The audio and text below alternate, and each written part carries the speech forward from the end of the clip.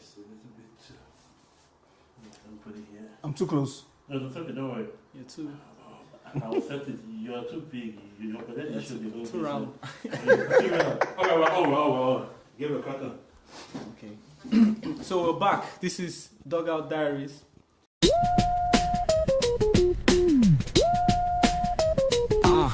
Started every game with a bag full of dreams. On the WNFC turf, we sow the seams. Fans wild cheering from behind the team schemes. Loud like the subway, cutting through routines. This is another episode. It has been a great weekend for Premier League football. And so far, this is what the table looks like. We have Arsenal at first with 53 points. They are having a 6-point lead over Man City, who dropped 2 points today. We have Aston Villa, who also dropped 3 points today. And we have Man United making their way back to top 4. This is interesting. And we have Chelsea. Michael Carrick. We have Chelsea with their hideous twins, who are also 5th.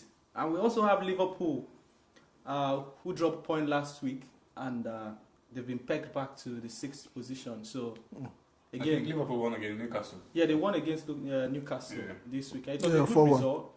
We had Vets scoring and giving an assist. We have Ekitike, the ice cold man, 2 goals.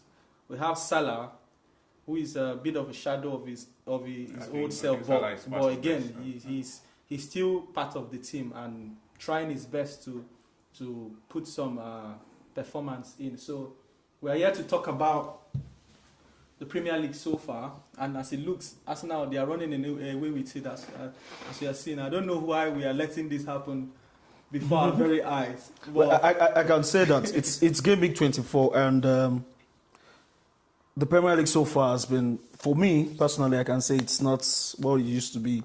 All the big teams are just not really it this season. Chelsea always fighting for top 4, get into top 4, then get out the next week. Manchester City, De Bruyne's absence is really, really showing. If it was the Premier League of before, by this time around, Man City would have been leading with 6 or 7 points. But Arsenal keep faltering, but when you expect Manchester City to step up the game, they're always out of it. So I think the whole big teams this season are not, living up to par. And that's why I think Arsenal might have the edge for the first time. Well, it's not really might. I think Arsenal wins the league. Not because they're perfect, but because they've been the most consistent team so far this season. You can't take that away from them. So whatsoever is going on with City is not Arsenal's problem. Or whatever is going on with Chelsea is not Arsenal's problem. They're like the best team in the league so far this season, and then for me they deserve to win the title, which I feel and I know they're going to win by the end of the season. So, but judging from like past seasons, if it was, but then City have been really, for me, they have been disappointed. They have been really, really disappointing this season. Very inconsistent. Win today, draw tomorrow, lose the next. It's not really been peak prime like EPL. But well, you can't take it away from Arsenal up to I have a question. Yeah. I have a question. Do you think we are coming to the end of a Pep-dominated league? Because this is going to be the second season in a row that Pep is not winning the Premier League, and we can see. For me, I think he's just tired. Pep is not himself anymore. Yes, and I can also attribute this disaster ending to the departure of Kevin De Bruyne. I think it's the same Manchester City. Well, apart from the defensive personnel that they are missing in the place of Diaz and Stones, they miss Kevin De Bruyne. Most times, Arsenal is always leading the league, but when Kevin De Bruyne comes back from injury, there's this thing he brings back into the Manchester City team. The belief, the passes, the assists. And I think Haaland is missing that kind of player behind him. To me, Foden is an average player. I've always said it. All he wants to do is just look for space, lose ball, shoot, just like Tomiwa. he does not create enough balls for fired. Haaland. Haaland is the kind of striker that does not want to, go to the midfield, fight for the ball, the Drogba kind of striker, AKTK, João Pedro. No, he wants to be in that box 18. He needs the services of the midfielder, and he's not getting it. Now that Kevin De Bruyne has left, we expect Phil Foden to, step into that shoes, but no. And that's why Guardiola knew that he had this vacuum. He tried to spend some money to bring in players that can fill that void in the person of Czechie. But what does Czechie do? Always turning around like Gabriel. Pass when you're supposed to pass. No, turning on his own. Yeah, so, but if you say it that way, there are certain stats that will prove that Czechie has actually been effective. Man City's problem this season is not scoring. I can't remember any match that they played. I'm coming. Okay, just finish. But if you say no, the reason I wanted to interrupt you was you said it's not scoring. But if you look at the stats, Arsenal has scored more goals than Man City. But before this season, we all know Manchester City. No, I think City have scored more goals than Arsenal. You can check. I think Arsenal is leading. No, before today, City scored 47 Premier League goals, and they scored 2 today. That's which is 49. Well, maybe their defensive frailties reduce that goal difference. Then hold on, City have scored more goals than Arsenal. Goal difference. Now that's what I'm saying. City Their problem is not. Does City have more goal difference? Yes. City has more. Arsenal have more goal difference because Arsenal have not. Shots the defense. Yes, that's what I'm saying. I don't think Man City's problem is not scoring. Their problem is defending. You understand? If you check, Cherki has been in the numbers in the last months. He's giving assists. He scored today. He's not feeling the void. What I'm saying is he's not feeling that shoe. But you need to understand that Cherki wasn't to fill that void. Cherki is an out-and-out winger that tries to drift in. To you, is Cherki a winger or a midfielder? See, Cherki is more like attacking midfielder. It's more like a hazard. That's what I'll say. Cherki is more like a hazard. A slow hazard then. Yes. Cherki is still young. He's still trying to pick. This is the Premier League. These players can be profiled differently. Yes. Understand? You can't have a player like Ryan Cherki and then you say, oh, this player is a winger. It depends on how you want to set up your team. Like it depends on what you want from the player itself. Exactly. Himself. So I know it's normal to have these conversations. It's Pep Guardiola we're talking about. Like for me, one of the best coaches ever. So it's normal to kind of like question, oh, is it coming to an end of the Pep era? Which I don't know, because Pep, like he has shown time and time again that he has the ability to reinvent himself or reinvent his tactics and all that. But I think for the last 2 seasons, last season and this season, it hasn't really been Pep because Pep is a proper league manager. He has the ability to make his team go on that stretch, which he hasn't been able to do this season. Exactly. Maybe due to the fact that he's going through the rebuilding process.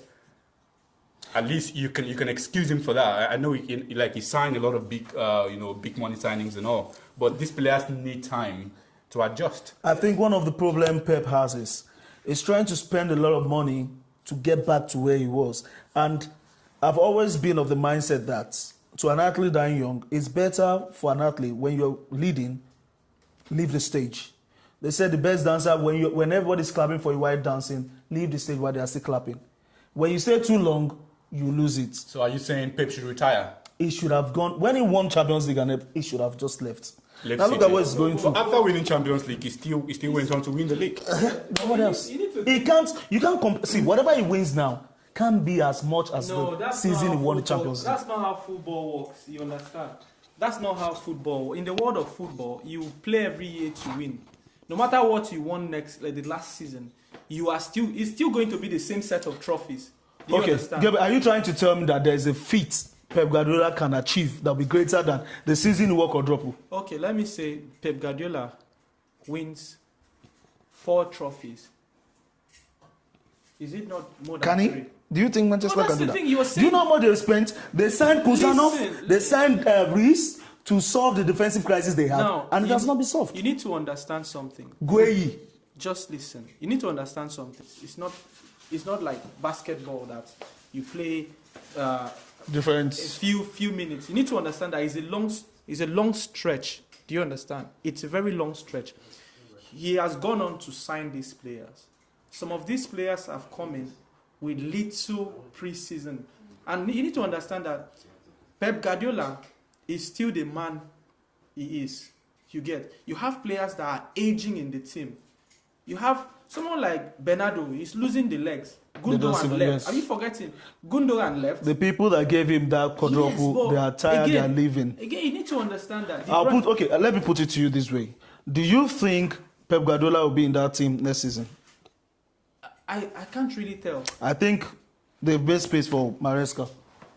But see, maybe the club wants to move away. Maybe Guardiola himself wants to, because I see constantly in his face that he looks tired to me. Exactly. He looks tired. But you can't say that he should have left whenever.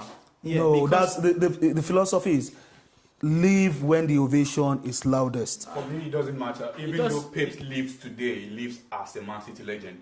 Okay. He lives, Premier League legend. He lives as a Premier League legend. All right. I won't want us to dwell too long on that. He stays maybe too long, according to you, and then maybe it tests some setbacks and all that. But Sir Alex, well, how many years? I'm going to say that Pep leaves tomorrow. He leaves as a Premier League and City legend, and to me, one of the best coaches ever in the Premier League. Okay. All right. So let's move on. Michael Carrick, 3 games, 3 wins. The first game was against Manchester City, same Pep. He won 2-0. Second game was against Arsenal. Cunha, R2 shots, we can't forget that, 3-2 win. Then today, last minute grasp against Fulham. This is what happens when you have a new coach coming. This is what we call new coach bounce. That's what Amorim never had, and I'm actually very surprised because. Like a new coach is coming in. Okay, he says, let's get the tactics off the board. Now, players, what do you have to offer? It's not about 3-4-3, 5-2-3, about your formation. whatever it is. Let's just get back to basics. Understand? Okay, who do I have? We have these players that are good in transition. Like, I'm like, Man U is the best transition team that we have in the EPL. Yeah. 5-6 passes, You get what I mean? They have got fast Ahmad players that can carry the ball to the front. Like they have very good fast players, and they have Bruno. So I don't get what the whole. I have to jump in here because it's Man United. So quick question, right? Should Carrick be given the job at the end of the season? Let me start with Gabriel. Yes or no? So for me, I think that they should have faith in him and give him the job. To be very honest, so you're saying yes? Who do you you look out? Who do you think is ready to take that disaster of a job? You need to think of that. You understand? But he's in a good place where, play football, right? And players and having confidence and faith in a coach is when what you're doing works. The longer it takes for your ideology, your philosophy to kick in, the longer, the easiest way is that the players will just lose faith in you because it's not working. But you've seen that he has come in as a legend. He knows he embodies Man United. He knows what it means to be Man United. Yeah. And that's what the players need for now. Like when Chelsea had Lampard, after no one could take that job, because again, who is going to take a job that you're not going to sign any players? And Lampard you're not going to sign players. Your best player has that left. He's leaving. So you need to think of it. They give him the job and he does what he has to do. Okay, Opie. So I'll come to you next, right? But I just don't want to get Carrick away. Yes, he's won his first 3 games. He's won his first 3 games. Let me give him my opinion. I'm worried about the oligosocial time. Exactly. If a manager is interim, he's interim. Yeah. So when he becomes full time, it's a whole different ball game. Yeah. So, what are your thoughts? Let me predict what will happen. Come the end of the season, from now to the end of the season, Man United will have very good result. They will lose some games, win some games and all. And then at the end of the season, Carrick will be given the job. And then after 6-7 months, we're all going to be back here talking about new Man United sacking Carrick. Okay. This is a cycle. We can't. This is the current Man United now. But then again, right? Okay, so before you jump here, right? But then again, right? The fear of what happened to Ole should not decide on the fate of Carrick. Yeah, true. If Carrick is doing so well, Ole wasn't that bad. Ole wasn't that bad, to be honest. For me, I think Carrick should not be given the job. What's happening in Manchester United, it's a normal ritual in the Premier League. New manager bounce. And I think what's working for Michael Carrick right now is he doesn't need to do much. The same system was what Slot did when he joined Liverpool. Stick to the normal tactics of the team. What works for the team? Look at the strengths, strength, weakness, opportunity and threats of the team. Do the SWOT analysis and let them work. There are two different types of managers. Of coaches. There's the manager and there's the leader. The manager is the one that brings the stats. Oh, this is what I want you to do. Mourinho, Pep, and all that. Then there's the leader. The leader does not force stats on you. It says, Aubrey, do what do you think you can do to win the games? Do it. What formation? Gabriel, what do you do? Oh, I love doing up through pass. Okay, do it. Let's see how it works. And that's it. When Slot joined Liverpool, This guy, leave me alone. when Slot joined Liverpool, he didn't change more things. What he did was Salah, oh, you like being on the right wing, play it. And Salah gave his best. This and it worked. But when he started bringing that tactics, let me put my tactics as a manager, he lost. And that's the same thing that happened to Amorim. Amorim came to Manchester United and wanted to force 3-5-2 or whatever on the team, and it didn't work when he was supposed to, be flexible. But he didn't. What did Carrick do? I watched Ahmad's interview today. Ahmad said before the game, Carrick tells them, "You are playing for Manchester United. That's the biggest club in England, whether you like it or not." In the world, if you ask me, but fair enough. In the world, That can pass. but there's if you say in the world, I don't want to be too sentimental, but if you say in the world, I think there's a club that has won the trophy for the best club in the world right now. You know.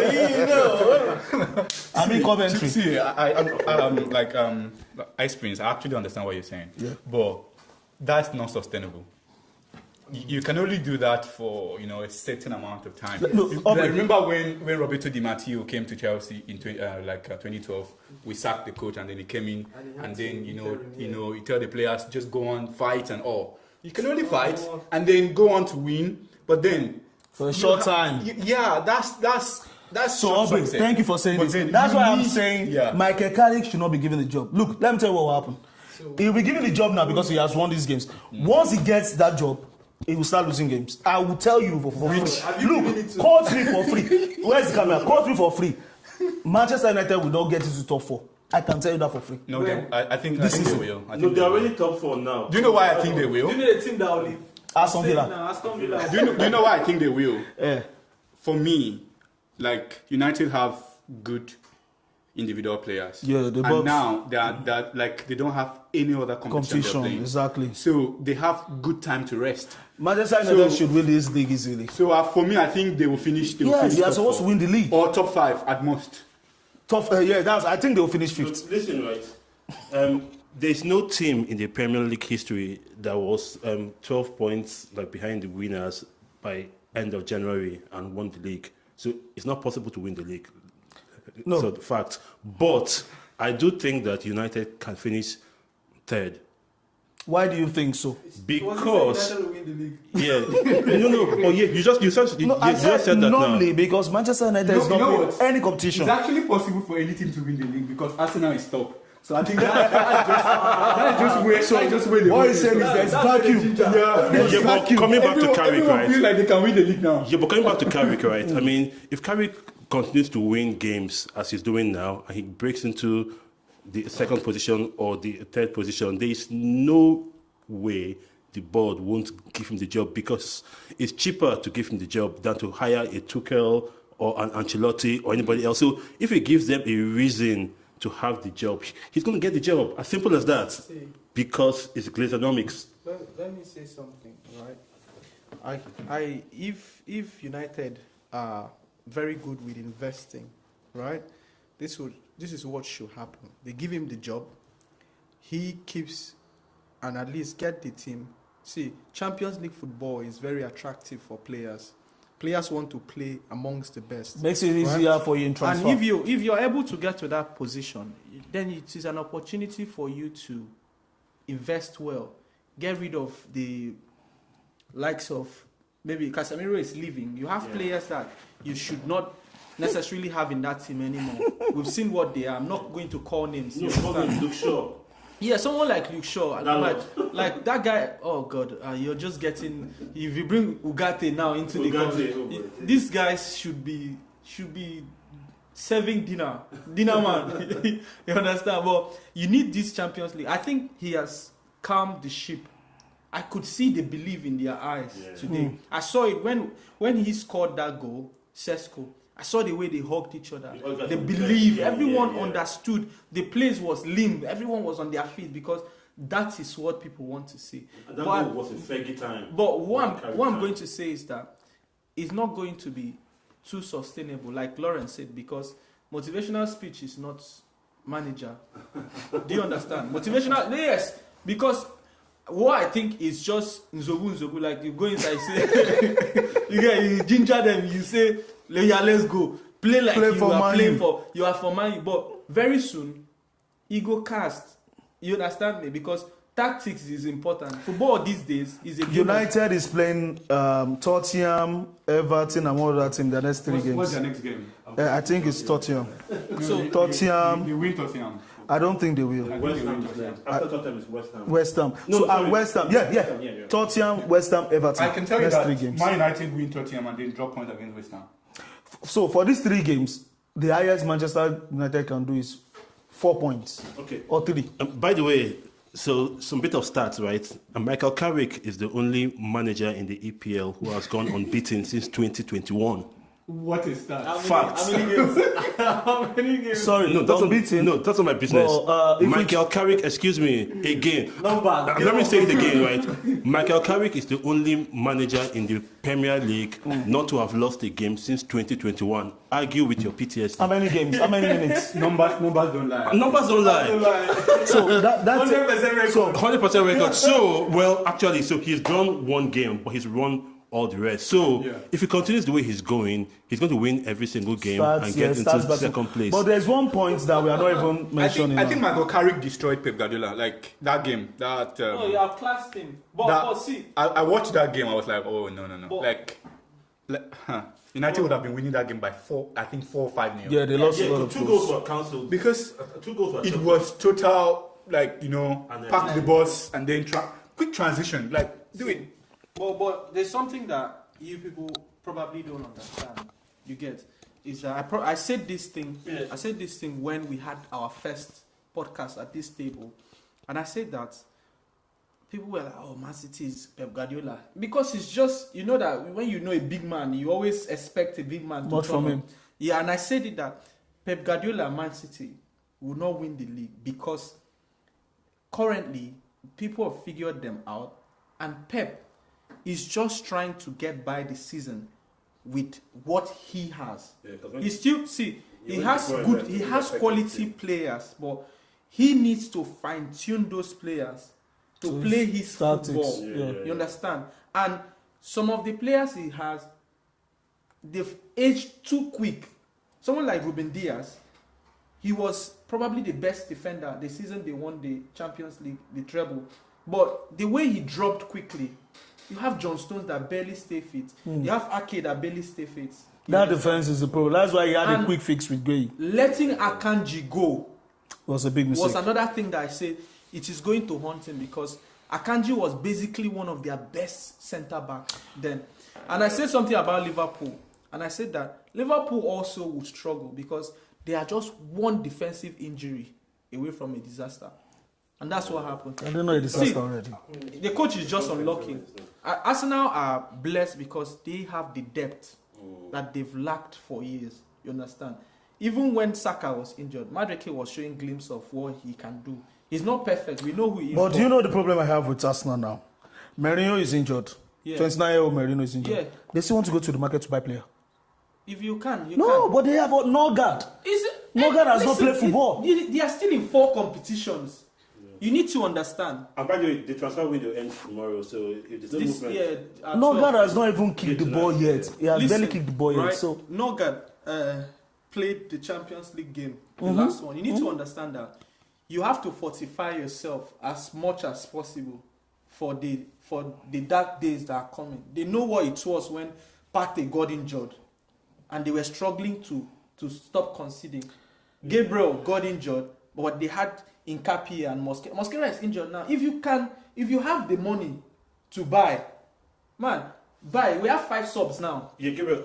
Okay, so one of your clips from a previous podcast, is trending on our WhatsApp group. So do you still think that Arsenal won't win the league this season?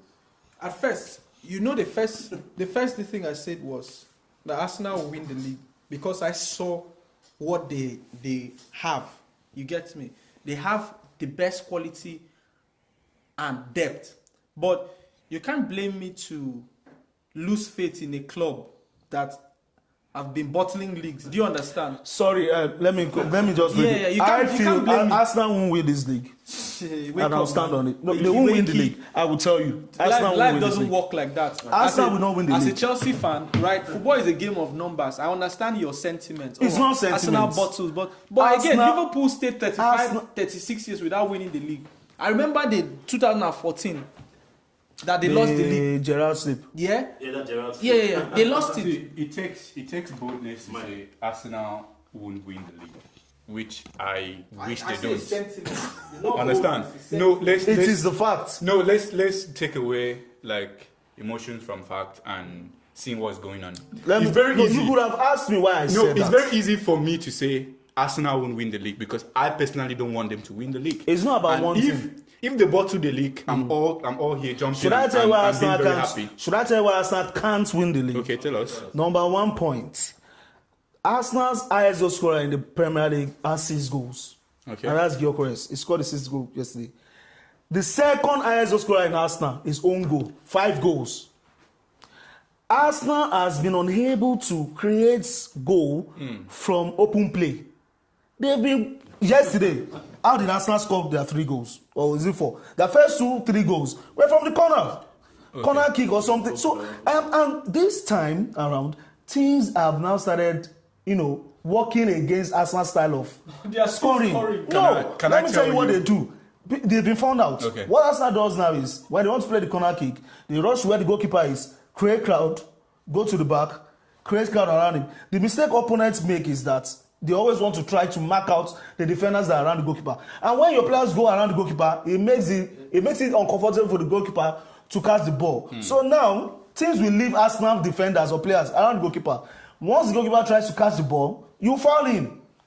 That's just it. That's the solution. Okay. Arsenal has been unable to create open play goals. Now, can I tell you why I feel like they'll win the league? Why? Because not that Arsenal are too good, but they don't teams. They don't have competition. They don't have competition. Who is good? So That's just the problem. That's it. So That's even though they bottle the lead, no one is ready. No team is ready to But I'm still capitalize. telling you. Okay, if Carrick had been... Oh. Here we go again. If Carrick had come in... So, say what I will tell you by is, November or so, you'll be surprised. There will be a team. There will be a team that will take this league from us.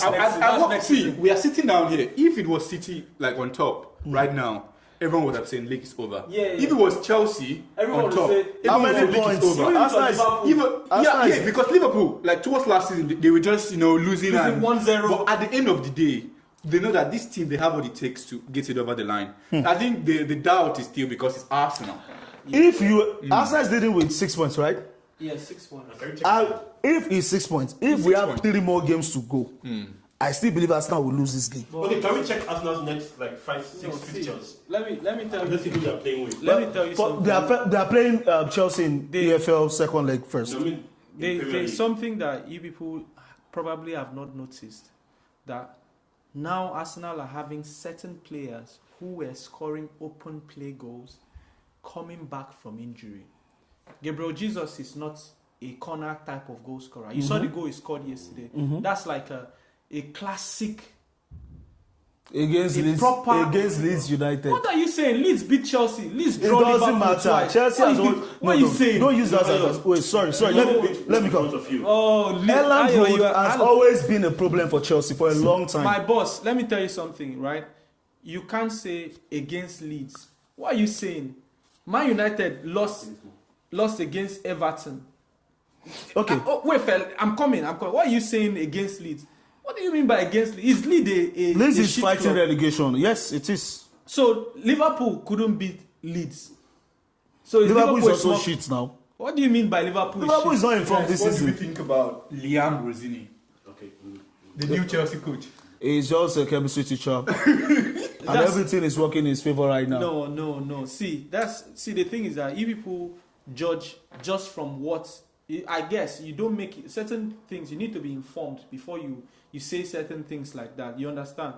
You need to understand that he is coming to a club where he has to do with what he has. Mm-hmm. You get me? These are a set of players that we know very well that 5-10 years ago they won't be starting in Chelsea, but that's what he has. You can't blame him for certain selections, like the last two selections that But he's done well so far. I mean, see, do you think it's easy? When I said he's a chemistry teacher, you didn't ask me why I said that. Why I is didn't he finish. Why is he Now a listen to me. I said he's a chemistry teacher because, number one, Chelsea coaches, Chelsea managers don't have the freedom to make selections for games. Now, this is one of the reasons why Maresca left. The management, the SDs, the ownership and the medical staff tell the coach who should rest and who should start before each game. Are you sure about Yes. this? So it's not onus on the manager. Now, that's the same problem he faced in this last game. Okay. So that's why I'm calling him a chemistry teacher. He's a chemistry teacher because he does not go to the class to teach whatever he wants to teach. He goes to class to teach what the principal has told him to teach, the topic to teach that day.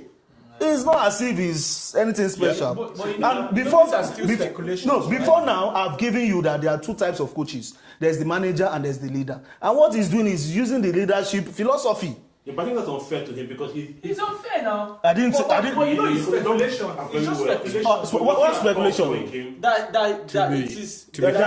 No, it's not speculation. I'm quoting from Athletic. I read Athletic publications. To be fair, it's confirmed. Ice Prince may have a point with what he's saying. I can't really juggle on that, but what I can say so far, regarding Liam's time at Chelsea so far, there's a big quality disparity at Chelsea, which is very, very evident. You know, the quality of some players is just so higher than the quality of the rest. So that's why once, we had a very tough game on Wednesday against Napoli. Yeah. And then these boys are coming back from Italy. And then at least you need to switch things. I feel like the changes were too much. 7 changes was a lot. And then when you're changing 7 players, it's not going to be the same. That's why I'm telling you. Yeah. Those 7 changes are not from him. They are from the coach. I can't really say that because I am telling you authoritatively. Whatsoever happens, whoever plays, I feel like it's the manager's responsibility. Because you pick your team, you select your team. Yes. So if you feel like the board is giving you names to pick, then you shouldn't be in the job. No, that's the condition you have to sign to. If you have to sign to be in that role, then that's sad. You guys didn't think about it. Be in the Why job. do you think a whole Chelsea was looking for a manager and they went around the whole world to choose Yeah, Lucinho? but you're forgetting that. It's just we are because not he has to Chelsea meet this. anymore. We are the famous CFC. I am telling you authoritatively, Listen, this is the condition now. my chief. For you to work in Chelsea as a manager, My chief. you need to work with the ownership. As a Chelsea fan, right, you should live now in the reality that I'm a Coventry fan, sorry. Yeah, I'm speaking about Okay, me. you, okay. I've come to the reality that this is not Chelsea anymore. Of this course. is famous CFC. When you have Gittins and Garnacho as your it's wingers. CFC London because CFC London now, we almost London Cowboys. That's what we almost became, because that's not the identity of the club anymore. It's just unfortunate that because it is a business enterprise, the fans don't have so much say in what is going on because no be your papa money. Do you get? It's not your father's money they are using to run the club. And if you think it is about buying tickets, if you want to then rescind your season ticket, let's see if someone else will not take it up. Do you get? And that's why it is difficult because they are basically running a business and we are just here to maybe just watch and get entertained because we can't stop following the club. This is football. You can't just leave a club and change clubs like that. It's not easy. But Chelsea is currently a business. It's a buy and sell business. You get, you buy, you pimp up, and then you It's sell. no longer the Chelsea that we used to So you know. have to grow. Especially if you look at the wingers Chelsea have now. The Chelsea that used to have Arjen Robben, Damien Duff, Eden Hazard. Imagine Garnacho. and Gittins as the wingers now. So I would like to ask us what our prediction for the next games of the week, game week 25 is. I'll start from Manchester United versus Spurs. Let me see.